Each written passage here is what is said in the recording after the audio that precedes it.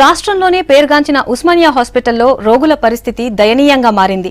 సౌకర్యాలు లేకపోవడం ఒకవైపు బాధిస్తుంటే డాక్టర్లు నర్సుల నిర్లక్ష్యం మరోవైపు రోగులను ఇబ్బందులు పెడుతోంది. కనీసం పేషెంట్లకు ఇంజెక్షన్స్ చేసేందుకు సిబ్బంది అందుబాటులో ఉండటం లేదు. దీంతో పేషెంట్ల బంధువులే ఇంజెక్షన్స్ వేస్తున్నారు, సెలైన్లు పెడుతున్నారు. డాక్టర్ల పర్యవేక్షణ లేకుండా ఇంజెక్షన్లు వేయటం ప్రమాదమని తెలిసినా వేయక తప్పడం లేదంటున్నారు. పక్కనే జూనియర్ డాక్టర్స్ ఉన్నా పట్టించుకోవడం లేదని బాధితులు చెప్తున్నారు.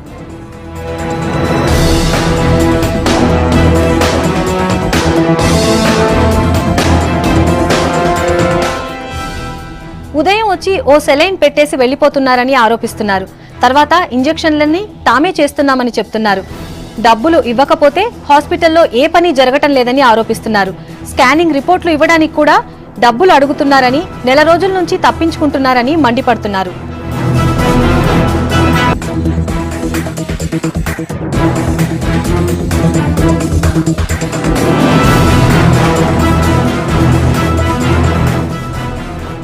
రాష్ట్రంలోనే పేరుగాంచిన ఉస్మానియా హాస్పిటల్లో రోగుల పరిస్థితి దయనీయంగా మారింది.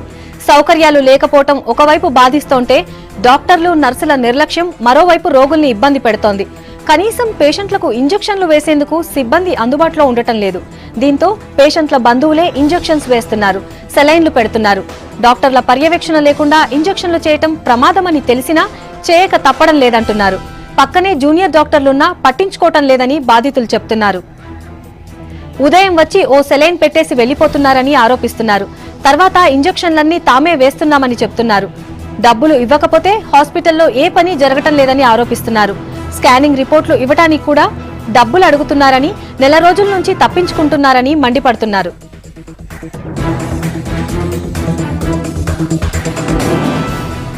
ఉస్మానియాలో ఉన్న సిచ్యువేషన్ ని నరేందర్ అడిగి తెలుసుకుందాం. నరేందర్, ఉస్మానియాలో ఈ పరిస్థితి అసలు ఎందుకు వచ్చింది? ఉస్మానియా ఆసుపత్రి ఎంతో చారిత్రక నేపథ్యం ఉంది. దాదాపు 100 ఏళ్ల చరిత్ర కూడా కలిగి ఉంది. ఇక్కడ దాదాపు నిత్యం 2,500 పైబడి ఇన్పేషెంట్స్ కానీ అవుట్ పేషెంట్స్ సంఖ్య కనిపిస్తూ ఉంటుంది.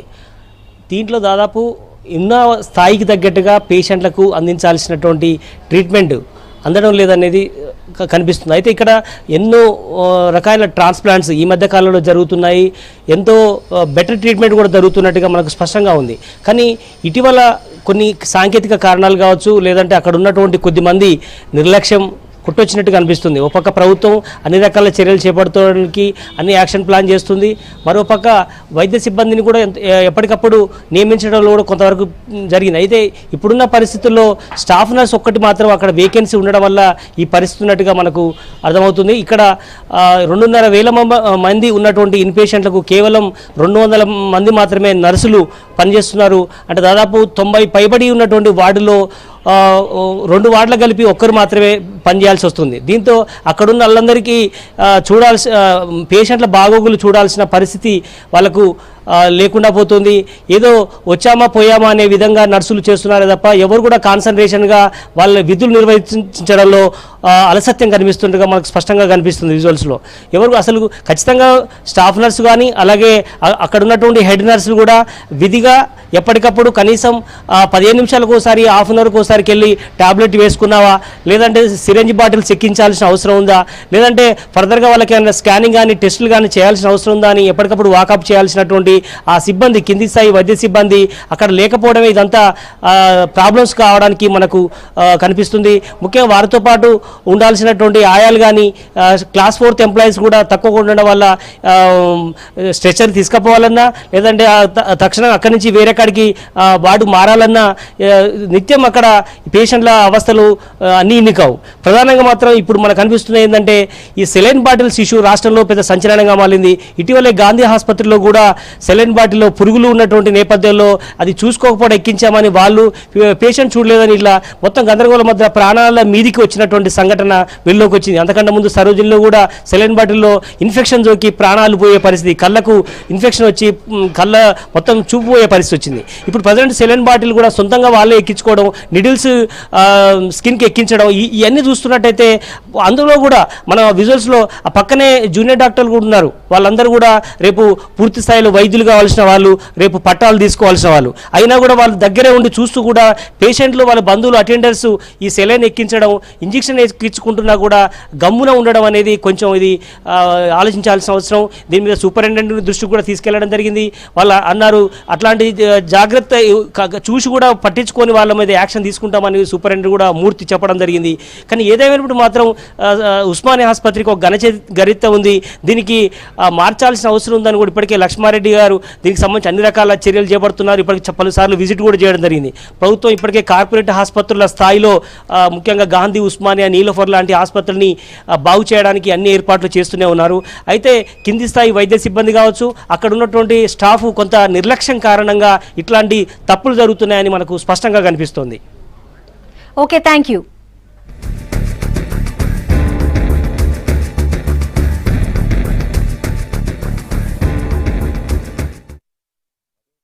సార్ మేము వచ్చి ఒక నెల అవుతుంది సార్.